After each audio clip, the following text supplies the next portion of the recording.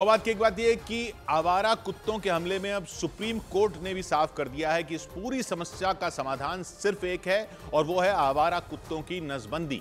यही कानून और तमाम तरह के जो केस चल रहे थे इस पर उन सब पर विराम लग गया। यानी नगर पालिकाओं को इन कुत्तों की नसबंदी करनी है। यानी जो भी ये हमले हो रहे हैं अगर इनमें कोई जिम्मेदार है तो वो है नगर पालिकाओं के अधिकारी, उनकी ही जिम्मेदारी है और कुत्तों को मारा नहीं जा सकता। नगर पालिकाओं को आवारा कुत्तों की नसबंदी ही करनी होगी, अधिकारियों को इसकी जिम्मेदारी लेनी ही होगी। अब जब सुप्रीम कोर्ट ने ही साफ कर दिया है तो किस बात का इंतजार कर रहे हैं नगर निगमों और नगर पालिकाओं के ये अधिकारी। नालियां साफ नहीं होती, सड़कें एक बारिश में डूब जाती हैं, कूड़ा साफ नहीं होता, डेंगू की बीमारी का खतरा बना हुआ है सब जगह, और ऊपर से आवारा कुत्तों की नसबंदी के इंतजाम नाकाफी हैं। शहरों को जहन्नुम बना रखा है। लेकिन ये नगर पालिका वालों को ऐसा लगता है कोई फर्क ही नहीं पड़ता।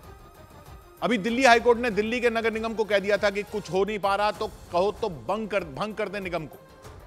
दिल्ली क्या कोई भी शहर हो, हर जगह यही हाल है। बारिश में आप देख रहे हो शहरों का क्या हाल हो रखा है। और ये नालों की सफाई, खुले मैन होल, टूटी सड़कें, डेंगू चिकनगुनिया वगैरह में ही ये नगर पालिका में ऐसे फेल हैं तो आवारा कुत्तों की समस्या का तो नंबर ही नहीं आता। कितनी गलियां हैं जहां से लोगों का निकलना तक दूभर हो चुका है क्योंकि आवारा कुत्तों की आबादी ऐसी बढ़ चुकी है कि ये झुंड में हमला करते हैं और लोगों को बचकर निकलना पड़ता है। रेबीज की बीमारी का खतरा बना रहता है, लोगों की जान तक जा चुकी है, बच्चों पर तो खास तौर पर खतरा रहता है। लेकिन कौन से नगर निगम अधिकारी पर एक्शन लिया गया? कुत्ते तो बेजुबान है। कोर्ट तक ने कह दिया कि उनको थोड़ा ही दोष दे सकते हो आप। वो क्या जाने कि वो जो कर रहे हैं उससे बच्चों में खौफ है, वो तो खुद भूखे घूम रहे हैं। कई बार तो कुत्ते खुद खौफ में होते हैं, इसलिए अपने बचाव में हमला कर देते हैं।